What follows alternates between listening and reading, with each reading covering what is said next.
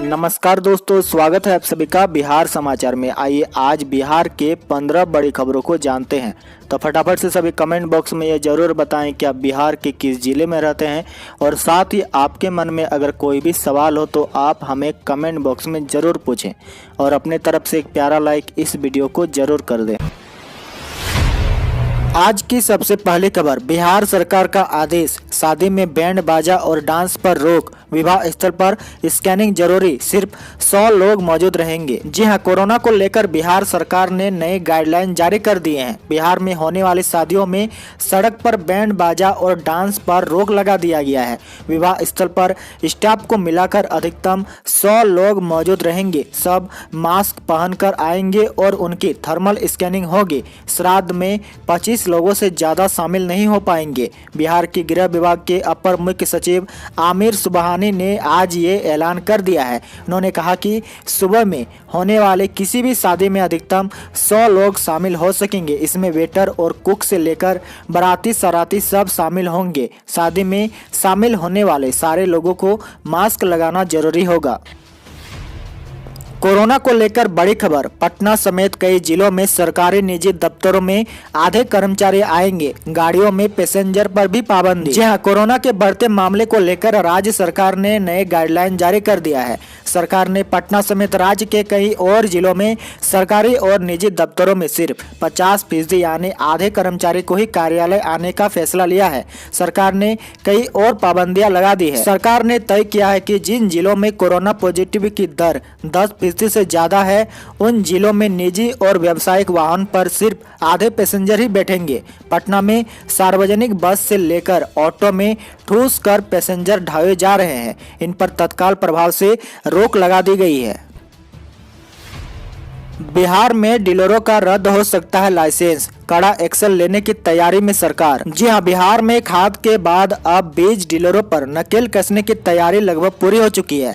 सरकार की ओर से आधिकारिक की 8 टीमें बनाई गई है जो डीलरों की जांच करेगी और गलती पाए जाने पर उनके खिलाफ कड़ा एक्शन भी लेंगे। हर टीम को अलग अलग जिलों की जाँच का जिम्मा दिया गया है। बिहार में मक्का बीज बेचने के वाले सभी डीलरों की जाँच की जाएगी। सरकार के आदेश पर विभाग ने मुख्यालय के अधिकारियों की 8 टीमें बनाई है। इन्हें अलग अलग जिलों की जांच का जिम्मा दिया गया है। डीलर की जांच तो होगी, टीम में शामिल अधिकारी अपने जिले के किसान से बात भी करेंगे। किसान कौन से प्रभेद की खेती करते हैं और इसके लिए बीज कहां से लाते हैं, ये सारा चीज किसान से बात किया जाएगा।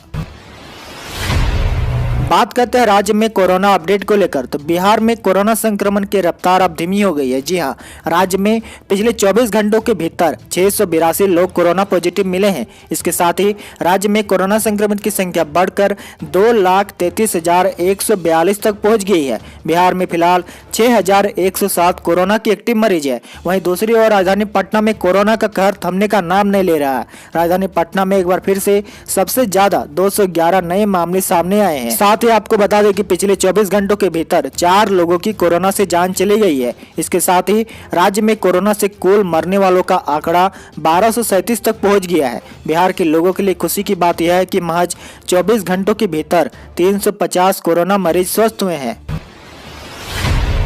बिहार में 34,000 शिक्षकों का पद खाली, हाईकोर्ट ने नीतीश सरकार से मांगा जवाब। जी हां, बिहार में सेकेंडरी और हायर सेकेंडरी स्कूलों में बड़ी संख्या में शिक्षकों के पद खाली है। हाल ही केंद्र सरकार ने भी इस मामले में बिहार को पहले स्थान पर रखा था। देश भर में सबसे ज्यादा बिहार की शिक्षा व्यवस्था खराब है, यह केंद्र सरकार की रिपोर्ट बताती है। गुरुवार को शिक्षकों की बहाली को लेकर हाईकोर्ट में सुनवाई हुई। पटना उच्च न्यायालय ने इस मामले में नीतीश सरकार से जवाब मांगा है। गुरुवार को पटना हाईकोर्ट में हुई सुनवाई में यह बात निकलकर सामने आई है कि बिहार के सेकेंडरी और हायर सेकेंडरी स्कूलों में लगभग 34,000 शिक्षकों के पद खाली है, जिसको लेकर नीतीश सरकार और बिहार विद्यालय परीक्षा समिति से जवाब मांगा गया है। साथ ही कोर्ट ने कहा है कि इस मामले को लेकर अगली सुनवाई 8 जनवरी 2021 को होगी। आपको बता दें कि हाल ही में केंद्र सरकार की एक रिपोर्ट के मुताबिक बिहार में शिक्षा व्यवस्था की स्थिति सबसे बदतर हो गई है। बिहार के सरकारी स्कूल में देश भर की तुलना में शिक्षकों की सबसे अधिक सीटें खाली है। केंद्र सरकार की ओर से जारी रिक्तियों के अनुसार पूरे देश में 10,60,139 शिक्षकों के पद खाली है, जिसमें सर्वाधिक बिहार में 2,75,255 पद खाली है।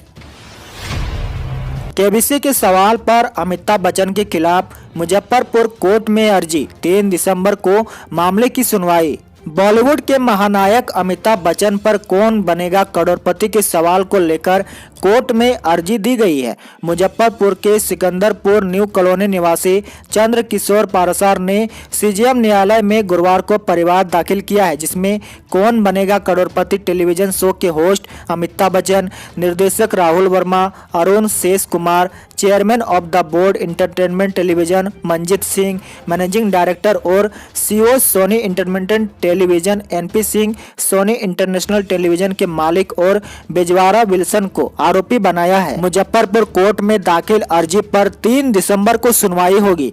चंद्र किशोर पाराशर ने आरोप लगाया है कि 30 अक्टूबर को वो अपने आवास पर कौन बनेगा करोड़पति के सीजन 12 के एपिसोड को देख रहे थे। कार्यक्रम में होस्ट अमिताभ बच्चन थे। दूसरी जगह पर जवाब देने के लिए बेजवारा विल्सन बैठे थे। वो सारे सवालों का जवाब सोच समझकर दे रहे थे। हर सवाल के बीच बीच में अमिताभ बच्चन और बेजवारा विल्सन हंसी मजाक कर रहे थे। एपिसोड के बीच में अमिताभ बच्चन ने बेजवारा विल्सन से 64 लाख रुपए का सवाल पूछा था। उस सवाल से हिंदू भावना को ठेस पहुंची है। आपको बता दें कि वह सवाल कौन था, तो सवाल था 25 दिसंबर 1927 को डॉक्टर भीमराव अंबेडकर के अनुयायियों ने किस धर्म पत्र की पर्चियां जलाई थी। इस क्वेश्चन को लेकर अर्जी दी गई है। 5 दिसंबर तक जमा कर सकते हैं बिहार बोर्ड इंटर परीक्षा फॉर्म का शुल्क। बिहार बोर्ड ने इंटरमीडिएट परीक्षा 2021 के परीक्षा फॉर्म के शुल्क और इंटर रजिस्ट्रेशन 2022 के शुल्क जमा करने की तिथि बढ़ा दी है। इस दौरान जिन छात्रों का शुल्क जमा नहीं हो पाया है वो जल्द से जल्द शुल्क जमा कर दे। बोर्ड ने यह निर्देश सभी जिला शिक्षा कार्यालय को भेज दिया है। बोर्ड की माने तो 2021 की इंटर वार्षिक परीक्षा में शामिल होने वाले कई छात्रों के शुल्क अभी भी स्कूल प्रशासन द्वारा जमा नहीं किया गया है।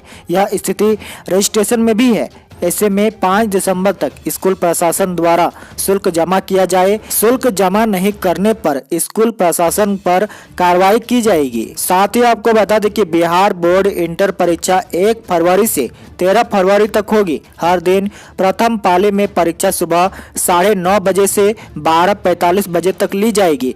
वहीं दूसरी पारी 1:45 से 5 बजे तक ली जाएगी। आइए जानते हैं राज्य में मौसम अपडेट को लेकर। तो बिहार में शनिवार से बदलेगा हवा का रुख और बढ़ेगी ठंड। जी हां, शनिवार से बिहार में फिर ठंड बढ़ेगी। अभी हवा का रुख उत्तर पूर्व होने के कारण तापमान में मामूली वृद्धि हुई है। शनिवार से उत्तर पश्चिमी हवा चलने से यह अपने साथ ठंड लाएगी और तापमान गिरेगा। मौसम विभाग के अनुसार अभी पटना सहित विभिन्न शहरी का अधिकतम तापमान 25 से 28 डिग्री के और न्यूनतम तापमान गया को छोड़कर 10 से 12 डिग्री के आसपास रहेगा। गुरुवार को सुबह के समय आंशिक कोहरा और धुंध होगी। वहीं शुक्रवार को आंशिक बादल छाए रहेंगे। 28 नवंबर यानी शनिवार से आसमान साफ होगा और हवा का रुख बदलने से ठंड में वृद्धि होगी। बिहार में 7 निश्चय 2 के तहत गांवों में सोलर स्ट्रीट लाइट लगाने का होगा सर्वे। जी हां, बिहार में नीतीश सरकार की महत्वाकांक्षी 7 निश्चय 2 में लिए गए निर्णय के आलोक में राज्य के सभी गांवों की गलियों में सोलर स्ट्रीट लाइट लगाने की कवायद शुरू कर दी गई है। नोडल विभाग Bihar renewable energy development agency ने इसके लिए सर्वे करने का निर्णय लिया है। इस काम में सरकार के दूसरे विभागों की भी मदद ली जा सकती है। चुनावी मैदान में जाने से पहले मुख्यमंत्री नीतीश कुमार ने 7 निश्चय 2 की घोषणा की थी। इनमें राज्य के हर गांव में सोलर स्ट्रीट लगाकर लाइट लाना शामिल था। सरकार गठन के बाद अब इस घोषणा पर अमल की तैयारी शुरू कर दी गई है। लालू यादव की जमानत याचिका पर सुनवाई आज। बेल मिली तो जेल से बाहर आने का रास्ता साफ हो जाएगा। जी हां, चारा घोटाला मामले में सजा काट रहे राजद सुप्रीमो लालू यादव की जमानत याचिका पर 27 नवंबर यानी आज सुनवाई होगी। जिस मामले में सुनवाई होगी वह दुमका कोषागार से अवैध निकासी से जुड़ा हुआ है। लालू प्रसाद को चारा घोटाले के 4 मामलों में 3 में जमानत मिल चुकी है। उनको दुमका कोषागार से 3.13 करोड़ रुपए की अवैध निकासी के मामलों में जमानत मिल जाती है तो उनके जेल से बाहर आने का रास्ता साफ हो जाएगा।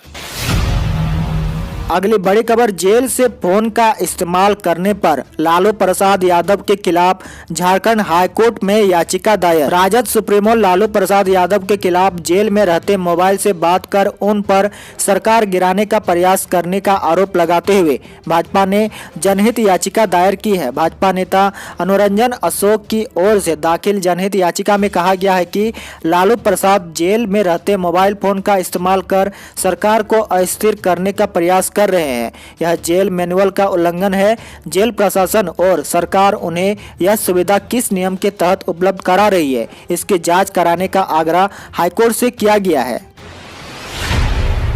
मजदूरों की हड़ताल पर बोले मांझी, सरकार को उनकी जायज मांगे पूरी करनी चाहिए। ट्रेड यूनियन की देशव्यापी हड़ताल पर हिंदुस्तान आवाम मोर्चा के अध्यक्ष और बिहार के पूर्व मुख्यमंत्री जीतन राम मांझी ने कहा कि मजदूर अपने हक के लिए हड़ताल कर रही है, उनकी मांग जायज है और सरकार को उन्हें पूरा करना चाहिए। गुरुवार को पटना में पत्रकारों से बातचीत के दौरान मांझी ने कहा कि मजदूरों ने अपने हक के लिए हड़ताल की है, उनके प्रति हमारी सहानुभूति है। साथ ही उन्होंने कहा कि मजदूर की जो जायज मांग है सरकार को उन्हें पूरा करना चाहिए। सरकार की मजदूरी विरोधी नीतियों के खिलाफ ट्रेड यूनियन की 1 दिवसीय देशव्यापी हड़ताल जारी है। हालांकि बिहार में इसका असर न के बराबर है। राज्य में CPI-ML इस बंद का समर्थन कर रही है। रेलवे इंजीनियर के ठिकाने पर CBI का छापा, मिले 76 लाख रुपए कैश। भ्रष्ट अधिकारियों के खिलाफ देशव्यापी कार्रवाई के तहत बुधवार को CBI ने पूर्व मध्य रेल हाजीपुर में तैनात chief electrical engineer Ravish Kumar के ठिकाने पर छापेमारी की। आय से 183% अधिक संपत्ति मामले में यह कार्रवाई की गई है। पटना स्थित आवास और ससुराल के अलावा इंजीनियर के बिहार शरीफ स्थित पैतृक घर को भी खंगाला गया है। तलाशी में 76 लाख नगद के अलावा जमीन मकान के 15 कागजात हाथ लगे हैं। करीब 50 लाख के सोने चांदी के जेवरात भी बरामद होने की खबर है। पटना के कुम्हारार स्थित संदलपुर अलकापुरी के घर और पत्रकार नगर स्थित ससुराल से करीब 76 लाख रुपए मिले हैं। इनके ससुर लेबर कमिश्नर के पद से सेवानिवृत्ति हैं। उनके यहां से भारी मात्रा में कैश बरामद हुआ है। CBI को जमीन और मकान समेत निवेश के 15 दस्तावेज मिले हैं। बड़ी खबर, बिहार में मार्च तक 17,000 पदों पर बहाली। पुलिस महकमे में 11,408 पदों के लिए होगी परीक्षाएं। बिहार में दिसंबर माह से लेकर अगले वर्ष मार्च तक वनरक्षी, वनपाल, पुलिस चालक, सिपाही, होमगार्ड में सिपाही व सिपाही चालक के लिए, परिवहन विभाग में चलन दस्ता सिपाही सहित कुल 11,408 पदों पर भर्ती परीक्षाएं होगी। वहीं 31 मार्च तक 17,000 पदों पर चयन की प्रक्रिया पूरी होगी। इसमें पर्यावरण, वन एवं जलवायु परिवर्तन विभाग में वनरक्षी के 484 पदों पर बहाली के लिए 16 दिसंबर को 37 जिलों के 383 परीक्षा केंद्रों पर 2 पाले में परीक्षाएं पदों पर बहाली के लिए कुल 3,54,186 अभ्यर्थी भाग लेंगे। बिहार में शराब बेचने वालों को 10-10 साल की सजा, कोर्ट ने 5-5 लाख रुपए का जुर्माना भी लगाया। जी हां, बिहार में पूर्ण रूप से शराबबंदी है, लेकिन इसके बावजूद भी राज्य के कई जिलों में धड़ल्ले से शराब की बिक्री की जा रही है। बिहार पुलिस अवैध रूप से शराब बेच रहे तस्करों पर नकेल कसने में जुटी हुई है। गोपालगंज जिले से भी एक ताजा मामला सामने आया है, जहां कोर्ट ने 2 शराब तस्करों को 10-10 साल की सजा और 5-5 लाख रुपए का आर्थिक जुर्माना लगाया है। गोपालगंज के विशेष लोक अभियोजक रवि भूषण श्रीवास्तव ने बताया कि 5 गवाहों की गवाही और दलील सुनने के बाद कोर्ट ने अपना फैसला सुनाया। इसके साथ ही 5-5 लाख का अर्थदंड भी लगाया। 1 माह में इस तरह का दूसरा फैसला सुनाया गया है। तो इसी के साथ ही आज के समाचार में इतना ही। डेली बिहार की बड़ी खबरों को जानने के लिए आप बिहारी मीडिया को जरूर सब्सक्राइब